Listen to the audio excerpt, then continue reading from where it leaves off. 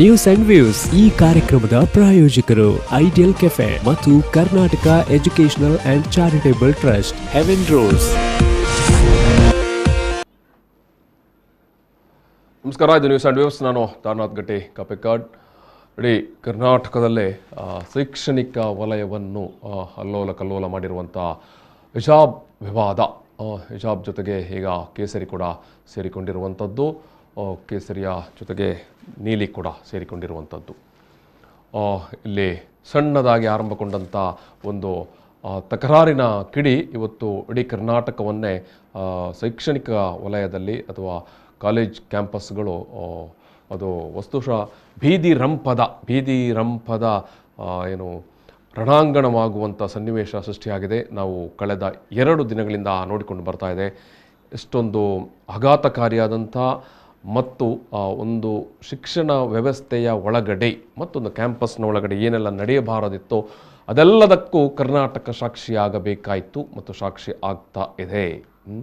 ಇದು ಇವತ್ತಿಗೆ ಕೇವಲ ಕರ್ನಾಟಕದ ಸುದ್ದಿ ಮಾತ್ರ ಆಗಿಲ್ಲ, ಇಡೀ ಜಗದಗಲ ಈ ಸುದ್ದಿ ವ್ಯಾಪಿಸಿರುವಂಥದ್ದು ಮತ್ತು ಕರ್ನಾಟಕದಲ್ಲಿ ನಡೀತಾ ಇರುವಂಥ ಬೆಳವಣಿಗೆ ಬಗ್ಗೆ ಇಡೀ ದೇಶ ಮತ್ತು ದೇಶದಾಚೆ ಕೂಡ ಒಂದಷ್ಟು ಕುತೂಹಲದಿಂದ ಎಲ್ಲರೂ ಈ ವಿವಾದವನ್ನು ನೋಡ್ತಾ ಇದ್ದಾರೆ.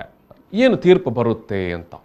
ಈಗ ಪ್ರಕರಣ ಅಂತಿಮವಾಗಿ ಸರ್ಕಾರದ ನಂತರ ಅದು ಹೈಕೋರ್ಟ್ ಮೆಟ್ಟಿಲಿರುವುದರಿಂದ ಹೈಕೋರ್ಟ್ ಕೊಡುವಂಥ ನಿರ್ದೇಶನವನ್ನು ಪಾಲಿಸುವಂಥ ಬದ್ಧತೆ ಒಂದು ಕಡೆ ಸರ್ಕಾರದ್ದು, ಮತ್ತೊಂದು ಕಡೆ ಅದನ್ನು ಅನುಷ್ಠಾನಕ್ಕೆ ತರುವಂಥದ್ದು ಆಯಾಯ ಕಾಲೇಜಿನ ಪ್ರಾಂಶುಪಾಲರಿಗೆ ಅಥವಾ ಶಿಕ್ಷಣ ಸಂಸ್ಥೆಗಳ ಮುಖ್ಯಸ್ಥರಿಗೆ ಸಂಬಂಧಪಟ್ಟಂಥ ವಿಚಾರ. ಸೊ ಹಾಗಾಗಿ ವಿಚಾರಣೆ ಎರಡು ಏನು ಕಡೆ ವಿಚಾರಣೆಗಳು ನಡೀತಾ ಇದೆ. ಇವತ್ತೇ ತೀರ್ಪು ಬರುತ್ತೆ, ಈ ಕ್ಷಣದಲ್ಲಿ ತೀರ್ಪು ಬರುತ್ತೆ ಅಂತ ಇತ್ತು. ಆದರೆ ಮತ್ತೆ ಸ್ವಲ್ಪ ಏನು ವಿಳಂಬವಾಗಿರುವಂಥದ್ದು. ಯಾಕಂದರೆ ನ್ಯಾಯಮೂರ್ತಿಗಳು ಭಾರಿ ಸ್ಪಷ್ಟವಾಗಿ ಹೇಳಿದ್ದಾರೆ, ಎಲ್ಲರ ವಾದವನ್ನು ಕೋರ್ಟ್ ಸಮಚಿತ್ತದಿಂದ ಆಲಿಸುತ್ತೆ. ಎಲ್ಲರಿಗೂ ಕೂಡ ವಾದವನ್ನು ಮಂಡಿಸಲು ಅವಕಾಶ ಇದೆ ಮತ್ತು ಕೋರ್ಟು ಸಾವಧಾನದಿಂದ ವಾದಗಳನ್ನು ಆಲಿಸುತ್ತೆ ಅನ್ನುವಂಥದ್ದು ಒಂದು ವಿಚಾರ. ಮತ್ತು ಸಂವಿಧಾನಬದ್ಧವಾದ ನೆಲೆಯಲ್ಲೇ ನಾವು ಎಲ್ಲರ ವಾದವನ್ನು ಆಲಿಸುತ್ತೇವೆ ಮತ್ತು ಆ ಹಿನ್ನೆಲೆಯಲ್ಲೇ ಈ ಪ್ರಕರಣವನ್ನು ನಾವು ನೋಡುತ್ತೇವೆ. ಇಲ್ಲಿ ಯಾವುದೇ ಭಾವನಾತ್ಮಕವಾದಂಥ ವಿಚಾರ ಅಥವಾ ಇಮೋಷನಲ್ ಆದಂಥ ವಿಷಯಗಳನ್ನು ನಾವು ಪರಿಗಣಿಸುವುದಿಲ್ಲ. ಇಲ್ಲಿ ಸಂವಿಧಾನವೇ ನಮಗೆ ಏನು ಧರ್ಮಗ್ರಂಥ, ನಮಗೆ ಸಂವಿಧಾನವೇ. ನಾವು ಈ ಒಂದು ಪ್ರಕರಣದ ವಾದ ವಿವಾದವನ್ನು ಆಲಿಸುವ ಸಂದರ್ಭದಲ್ಲಿ ಮತ್ತು ತೀರ್ಮಾನ ಕೊಡುವ ಸಂದರ್ಭದಲ್ಲಿ ನಮಗೆ ಸಂವಿಧಾನವೇ ಅಂತಿಮ. ಸಂವಿಧಾನ ಏನು ಹೇಳುತ್ತೋ ಆ ಪ್ರಕಾರ ನಾವು ತೀರ್ಪು ಕೊಡ್ತೇವೆ ಅನ್ನೋದನ್ನು ಕೃಷ್ಣ ದೀಕ್ಷಿತ್ ಅವರು ಹೈಕೋರ್ಟ್ ನ್ಯಾಯಮೂರ್ತಿಗಳು ಹೇಳಿರುವಂಥ ವಿಚಾರ.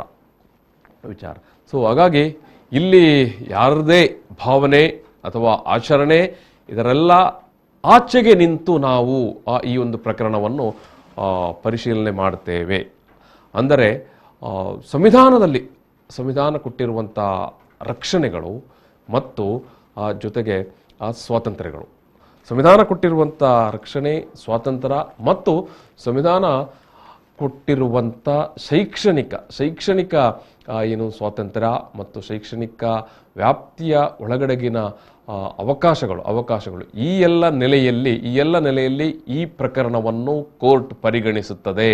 ಅದರಾಚೆಗೆ ಯಾವುದೇ ಧರ್ಮ, ನಂಬಿಕೆ ಅಥವಾ ಸಿದ್ಧಾಂತ ಅಥವಾ ಭಾವನಾತ್ಮಕ ವಿಷಯದ ನೆಲೆಯಲ್ಲಿ ನಾವು ಈ ಪ್ರಕರಣವನ್ನು ನೋಡುವುದಿಲ್ಲ.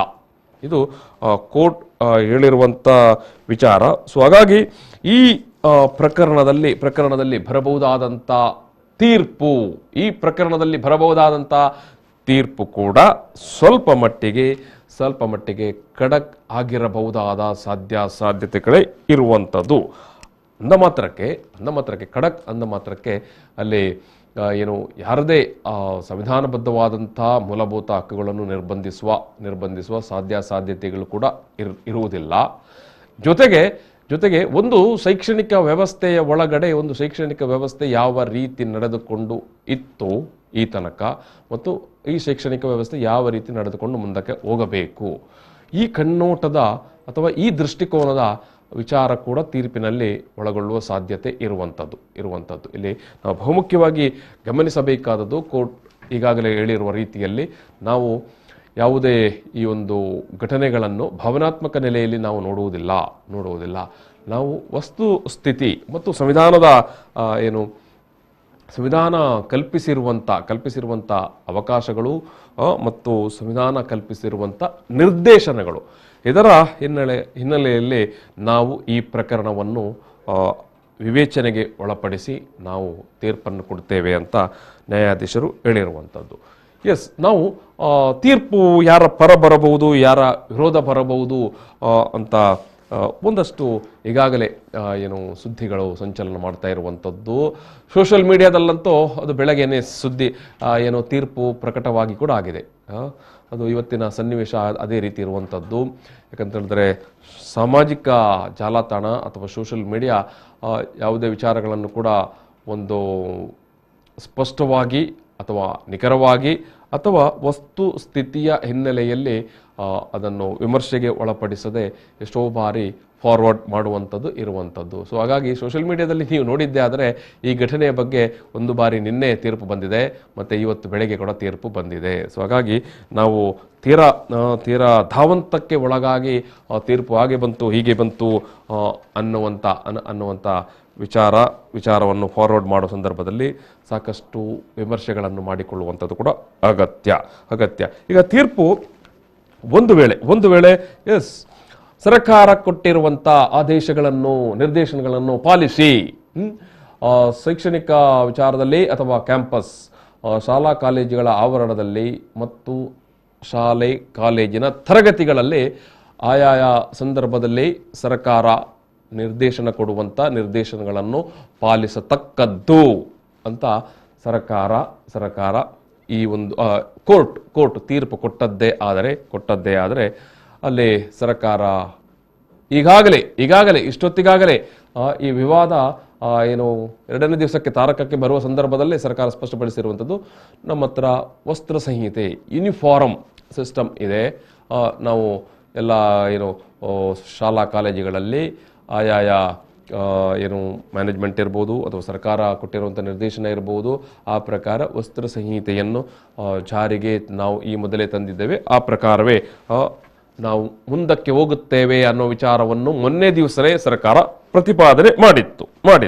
ಸೊ ಹಾಗಾಗಿ ಒಂದು ವೇಳೆ ಇವತ್ತು ಮತ್ತೆ ಹೈಕೋರ್ಟ್ ಕೂಡ ಸರ್ಕಾರದ ನಿರ್ದೇಶನವನ್ನು ಪಾಲಿಸಿ ಅಂತ ಹೇಳಿದರೆ ಇಲ್ಲಿ ಈ ಸರ್ಕಾರದ ನಿರ್ದೇಶನವನ್ನು ಇಂಟರ್ಪ್ರೆಟ್ ಮಾಡುವಂಥದ್ದು, ಮಧ್ಯಪ್ರವೇಶ ಮಾಡುವಂಥದ್ದು ಯಾವ ರೀತಿಯಲ್ಲಿ?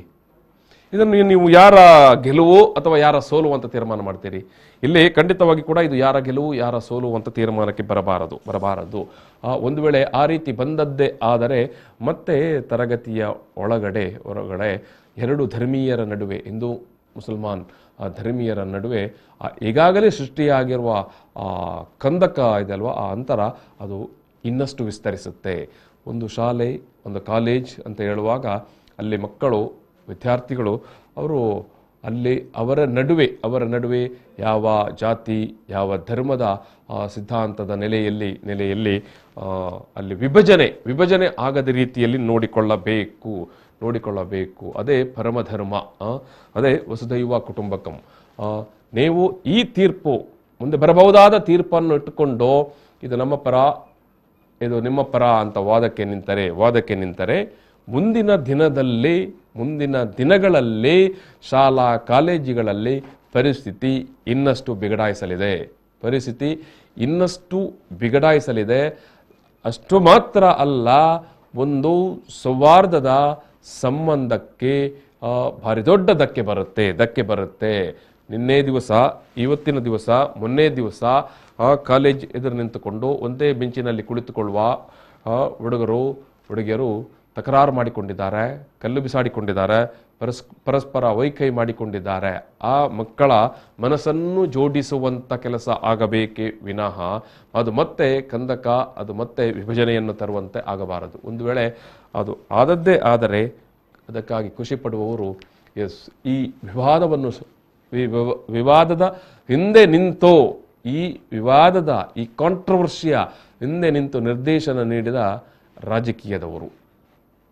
ಇಲ್ಲಿ ಈ ಒಂದು ವಿವಾದದ ಕಿಡಿ ಹತ್ತಿಕೊಳ್ಳುವ ಸಂದರ್ಭದಲ್ಲಿ ಅದು ಉಡುಪಿ ಅಥವಾ ಏನು ಈ ಮೊದಲ ಪ್ರಕರಣ ನಡೆಯುವ ಸಂದರ್ಭದಲ್ಲಿ ಅವರ ಹಿಂದೆ ನಿಂತ ರಾಜಕೀಯದವರು ಯಾರು, ರಾಜಕಾರಣಿಗಳು ಯಾರು, ರಾಜಕೀಯ ಪಕ್ಷ ಯಾವುದು ಅನ್ನೋದು ಕೂಡ ಚರ್ಚೆಗೆ ಒಳಗಾಗ್ತಾ ಇದೆ. ಎರಡನೇ ದಿವಸಕ್ಕೇನೆ ಕುಂದಾಪುರದಲ್ಲಿ ಅಲ್ಲಿ ವಿದ್ಯಾರ್ಥಿಗಳಿಗೆ ಶಾಲು ಕೊಟ್ಟು, ನೀವು ಅವರ್ಯಾರು ಮನೆಯಿಂದ ಬರುವಾಗ ಶಾಲು ಹಾಕಿಕೊಂಡು ಬಂದವರಲ್ಲ, ನೀವು ಈಗಾಗಲೇ ಅದನ್ನು ವಿಡಿಯೋದಲ್ಲಿ ನೋಡಿದ್ದೀರಿ. ನಿನ್ನೆ ಘಟನೆಗಳಲ್ಲಿ ಎಲ್ಲಿ ಶಾಲುಗಳು ವಿತರಣೆ ಆಯಿತು, ಸಂಜೆ ಆಗುವಾಗ ಎಲ್ಲಿ ಶಾಲುಗಳು ಬಿಕರಿ ಆಯಿತು ಅಂತ ಇವತ್ತೆಲ್ಲ ಸೋಷಿಯಲ್ ಮೀಡಿಯಾದಲ್ಲಿ ವಸ್ತುಸ್ಥಿತಿಗಳು ಬರ್ತಾ ಉಂಟು.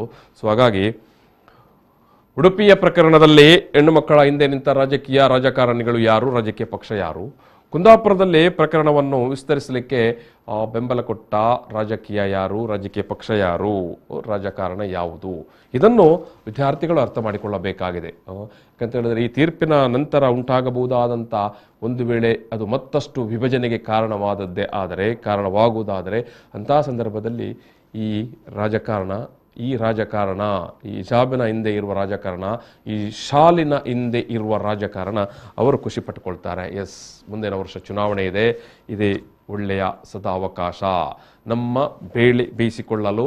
ನಮಗೆ ಈ ರೀತಿಯ ಒಂದು ಸಂಘರ್ಷ ಮತ್ತು ಈ ರೀತಿಯ ಒಂದು ವಿಭಜನೆ ಬೇಕಾಗಿತ್ತು. ಇದು ಅಂತಿಮವಾಗಿ ವೋಟನ್ನು ಕ್ರೋಢೀಕರಣಕ್ಕೆ, ವೋಟ್ ಮೊಬಿಲೈಸೇಷನ್ ಮಾಡಲಿಕ್ಕೆ ಅಥವಾ ಒಂದು ಕಡೆಗೆ ಕೇಂದ್ರೀಕೃತ ಮಾಡಿಕೊಳ್ಳಲಿಕ್ಕೆ ಇದು ಒಳ್ಳೆಯ ಅವಕಾಶ ಆಯಿತು ಅಂತ ಖುಷಿ ಪಟ್ಟುಕೊಳ್ಳುವವರು ರಾಜಕಾರಣದವರು ಮಾತ್ರ. ನಿಜವಾಗಿಯೂ ವ್ಯಥೆ ಪಡುವವರು ಮುಂದಿನ ವರ್ಷಕ್ಕೆ ಆಗುವಾಗ ಇದೇ ಮಕ್ಕಳು. ನಾವು ಇಷ್ಟು ಖುಷಿಯಲ್ಲಿದ್ದವರು, ಒಂದೇ ಬೆಂಚಿನಲ್ಲಿ ಒಂದೇ ತರಗತಿಯಲ್ಲಿದ್ದವರು ಈ ರೀತಿ ಬೀದಿಯಲ್ಲಿ ಬಂದು ನಾವು ಪರಸ್ಪರ ತಕರಾರಿಗೆ ನಿಂತೇವಲ್ವಾ, ನಾವು ನಮ್ಮದೇ ಕಾಲೇಜಿನ ಬಾಗಿಲಿಗೆ ಗಾಜಿಗೆ ಕಲ್ಲು ಬಿಸಾಡಿದೆವಲ್ವಾ ಅನ್ನುವಂಥ ಪಶ್ಚಾತ್ತಾಪ ಅವರನ್ನು ಕಾಡಬಹುದು ಒಂದು. ಮತ್ತು ಯಾರೆಲ್ಲ ಎಲ್ಲೆಲ್ಲ ಹಿಂಸಾತ್ಮಕವಾಗಿ ಈಗ 2 ದಿವಸದಿಂದ ಪ್ರತಿಭಟನೆ ಮಾಡಿದ್ದಾರೆ, ಖಂಡಿತವಾಗಿಯೂ ಅವರ ಮೇಲೆ ಪ್ರಕರಣಗಳು ದಾಖಲಾಗುತ್ತೆ, ಕೇಸ್ ದಾಖಲಾಗುತ್ತೆ. ಒಂದಷ್ಟು ಕಡೆ ಈಗಾಗಲೇ ಕೇಸ್ ದಾಖಲಾಗಿದೆ. ಖಂಡಿತವಾಗಿಯೂ ಈ ಕೇಸನ್ನು ತಮ್ಮ ಮೈ ಮೇಲೆ ಎಳೆದುಕೊಂಡಂಥ ವಿದ್ಯಾರ್ಥಿಗಳು ಪಶ್ಚಾತ್ತಾಪ ಪಡುವಂಥ ದಿನಗಳು ತುಂಬ ದೂರ ಇಲ್ಲ. ಒಂದು ವೇಳೆ ಅವರು ಫೈನಲ್ ಇಯರ್ ಮಕ್ಕಳೇ ಆಗಿದ್ದರೆ ಅಥವಾ ಸೆಕೆಂಡ್ ಇಯರ್ ಮಕ್ಕಳೇ ಆಗಿದ್ದರೆ, ಅವರು ಈ ವರ್ಷದಲ್ಲಿ ಅವರ ತರಗತಿಗಳನ್ನು ಮುಗಿಸಿ ಉದ್ಯೋಗಕ್ಕೋ ಮತ್ತೊಂದು ಕಡೆಕೋ ಉನ್ನತ ವ್ಯಾಸಂಗಕ್ಕೆ ಹೋಗುವ ಸಂದರ್ಭದಲ್ಲಿ ಆವಾಗ ಅವರಿಗೆ ಗೊತ್ತಾಗುತ್ತೆ ಈ ರೀತಿಯ ತಕರಾರಿನ ಅಲ್ಲಿ ಖಂಡಿತವಾಗಿಯೂ ಈಗ ಸ್ಕೂಲು ಕಾಲೇಜಿನಲ್ಲಿ ಕಲ್ಲು ಬಿಸಾಡಿದವನ ಅಥವಾ ಗೇಟ್ ಮುರಿದವನ ಮೇಲೆ ಪ್ರಕರಣಗಳು ದಾಖಲಾಗಿದೆ, ಕಲ್ಲು ಬಿಸಾಡಿದವನ ಮೇಲೆ ಪ್ರಕರಣಗಳು ದಾಖಲಾಗಿದೆ. ಆತ ಕೋರ್ಟು, ಪೊಲೀಸ್ ಸ್ಟೇಷನ್ ಅಂತ ಅಲೆದಾಡುವ ಪ್ರಸಂಗ ಬರುತ್ತೆ. ಉನ್ನತ ವ್ಯಾಸಂಗದ ಅವಕಾಶವನ್ನು ಆತ ಖಂಡಿತವಾಗಿ ಕಳ್ಕೊಳ್ತಾನೆ ಮತ್ತು ವಿದೇಶಕ್ಕೆ ಹೋಗುವಂಥ ಅವಕಾಶಗಳನ್ನು ಆತ ಕಳ್ಕೊಳ್ತಾನೆ ಮತ್ತು ಸ್ವದೇಶದಲ್ಲೇ ಒಂದು ಉನ್ನತ ವ್ಯಾಸಂಗಕ್ಕೆ ಹೋಗುವಂಥ ಮತ್ತು ಒಳ್ಳೆಯ ಉದ್ಯೋಗಕ್ಕೆ ಸೇರ್ಪಡೆ ಆಗುವ ಅವಕಾಶವನ್ನು ಕೂಡ ಕಳ್ಕೊಳ್ತಾನೆ. ಇವತ್ತೇನಾಗಿದೆ ಅಂತ ಹೇಳಿದ್ರೆ, ಯಾವುದೇ MNC ಕಂಪನಿಗಳು ಇರ್ಬೋದು ಅಥವಾ ಯಾವುದೇ ಉದ್ಯೋಗದಾತ ಸಂಸ್ಥೆಗಳಿರ್ಬೋದು, ಒಬ್ಬ ವ್ಯಕ್ತಿಗೆ ಉದ್ಯೋಗ ಕೊಡುವಂಥ ಸಂದರ್ಭದಲ್ಲಿ ಆತನ ಪ್ರೊಫೈಲ್ ಪೂರ್ತಿಯಾಗಿ ಜಾಲಾಡಿ ಬಿಡ್ತಾರೆ. ಎಷ್ಟು ಕೇಸುಗಳಿದ್ದಾವೆ ಈ ಪುಣ್ಯಾತ್ಮನ ಮೇಲೆ ಅಂತ. ಅದು ಹಿಂದೂ ಧರ್ಮೀಯನಿರ್ಬೋದು ಅಥವಾ ಮುಸಲ್ಮಾನ್ ಧರ್ಮೀಯನೂ ಇರಬಹುದು. ಎಲ್ಲಿ ತನಕ ಅಂತ ಹೇಳಿದ್ರೆ, ಎಷ್ಟೋ ಮಂದಿ ಪಾಸ್ಪೋರ್ಟ್ ಪಡೆದುಕೊಳ್ಳಕ್ಕೆ ಕೂಡ ಅಲೆದಾಡಬೇಕಾದಂಥ ಪರಿಸ್ಥಿತಿ ನಿರ್ಮಾಣ ಆಗುತ್ತೆ. ಇದು ವಿದ್ಯಾರ್ಥಿಗಳ ಗಮನದಲ್ಲಿ ಇರಬೇಕಾದದ್ದು. ನೀವು ಇವತ್ತು ಏನೋ ನಿಮ್ಮ ಕಾಲೇಜಿಗೆ ಕಲ್ಲು ಬಿಸಾಡಿರಬಹುದು, ಇವತ್ತೇನೋ ನಿಮ್ಮ ಕಾಲೇಜಿನಲ್ಲಿ ನೀವು ತಕರಾರು ಮಾಡಿರಬಹುದು. ನಾಳೆ ನೀವು ತರಗತಿಯನ್ನು ಮುಗಿಸಿ ನಿಮ್ಮ ಕಾಲೇಜನ್ನು ಮುಗಿಸಿ ಹೋಗುವಾಗ ನಿಮಗೆ ಪ್ರೇರಣೆ ಕೊಟ್ಟ ಯಾವ ರಾಜಕಾರಣಿಗಳು, ಯಾವ ರಾಜಕೀಯ ಪಕ್ಷಗಳು ನಿಮ್ಮ ಹಿಂದೆ ಬರುವುದಿಲ್ಲ, ನಿಮ್ಮ ಕೋರ್ಟ್ಗೂ ಬರುವುದಿಲ್ಲ, ನಿಮ್ಮ ಪೊಲೀಸ್ ಠಾಣೆಗೂ ಬರುವುದಿಲ್ಲ. ಆ ದಿನ ನೀವು ನಿಜವಾದ ಪಶ್ಚಾತ್ತಾಪವನ್ನು ಎದುರಿಸುವಂಥ ದಿನ ಮತ್ತು ಕ್ಷಣ.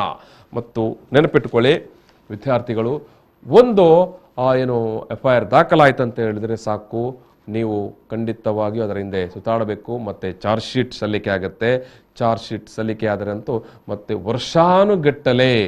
ವರ್ಷಾನುಗಟ್ಟಲೆ ಪ್ರಕರಣ ಅದು ರಬ್ಬರ್ ಥರ, ಚುಯಿಂಗಮ್ ಥರ ಎಳೆಯಲಾಗುತ್ತೆ. ಮತ್ತು ಅದು ನಮ್ಮ ಕೋರ್ಟ್ನ ಪ್ರಕ್ರಿಯೆನೇ ಆ ರೀತಿ, ಅದು ನಮ್ಮ ಕೋರ್ಟ್ನ ಪ್ರಕ್ರಿಯೆನೇ ಆ ರೀತಿ ಆದದ್ದು. ಸೊ ಹಾಗಾಗಿ ಇದ್ದಂಥ ಒಂದು ಸೌಹಾರ್ದ ವಾತಾವರಣವನ್ನು ಕೆಡಿಸಿ ಅದರಲ್ಲಿ ಬಲಿಪಶುಗಳ ಕೆಡಿಸಿದವರು ಯಾರೋ, ಅದಕ್ಕೆ ನಿರ್ದೇಶನ ಕೊಟ್ಟವರು ಇನ್ಯಾರೋ, ಆದರೆ ಅದರ ಅಂತಿಮ ಮತ್ತು ಅದರ ಮೊದಲ ಬಲಿಪಶುಗಳು ನೀವು ವಿದ್ಯಾರ್ಥಿಗಳು ಮಾತ್ರ. ನಾಳೆ ನಿಮ್ಮ ಹಿಂದಕ್ಕೆ ಬರುವವರು ಯಾರೂ ಇರುವುದಿಲ್ಲ. ಇದು ಈ ರೀತಿಯ ತಕರಾರಿಗೆ ಇಳಿದವರ ಗಮನಕ್ಕೆ ಇರಬೇಕಾದ ವಿಷಯ. ಪೋಷಕರೇ, ನೀವು ನಿಮ್ಮ ಮಕ್ಕಳಿಗೆ ಬುದ್ಧಿ ಹೇಳಿ. ನೀವು ಯಾವ ಧರ್ಮೀಯರೇ ಆಗಿರಬಹುದು. ಎಸ್, ಈ ರೀತಿಯ ವಿಚಾರಕ್ಕೆ ಬಂದಾಗ ಕೋರ್ಟ್ ತೀರ್ಮಾನ ಬರುತ್ತೆ. ಅದು ನಮ್ಮ ಪರ, ಅದು ನಿಮ್ಮ ಪರ ಅಂತ ಮತ್ತೆ ತಕರಾರಿಗೆ ನಿಲ್ಲಬೇಡಿ. ಸ್ವಾಗತ ಮಾಡಿಕೊಳ್ಳಿ, ಅದನ್ನು ಪಾಲಿಸಿ, ಅನುಷ್ಠಾನ ಮಾಡಿ. ಅದು ನಮ್ಮ ಸೋಲು, ಅದು ನಮ್ಮ ಗೆಲುವು ಅಂತ ಕೂಡ ವಿಜೃಂಭಿಸುವುದು ಕೂಡ ಬೇಡ. ಅದು ನಮ್ಮ ಸೋಲು ಅಂತ ವ್ಯಥೆ ಪಡುವುದು ಕೂಡ ಬೇಡ. ನಮಗೆ ಒಂದು ಒಳ್ಳೆಯ ಶೈಕ್ಷಣಿಕ ವಾತಾವರಣ ಬೇಕಾಗಿರುವುದು. ಮುಂದಿನ ವರ್ಷದ ಚುನಾವಣೆಗಾಗಿ ನಾವು ಬಲಿಪಶುಗಳಾಗಬಾರದು, ಅಥವಾ ನಾವು ಬಲಿಪೀಠವನ್ನು ನಿರ್ಮಾಣ ಮಾಡಿ ಇಟ್ಟುಕೊಳ್ಳಬಾರದು. Yes, thank you.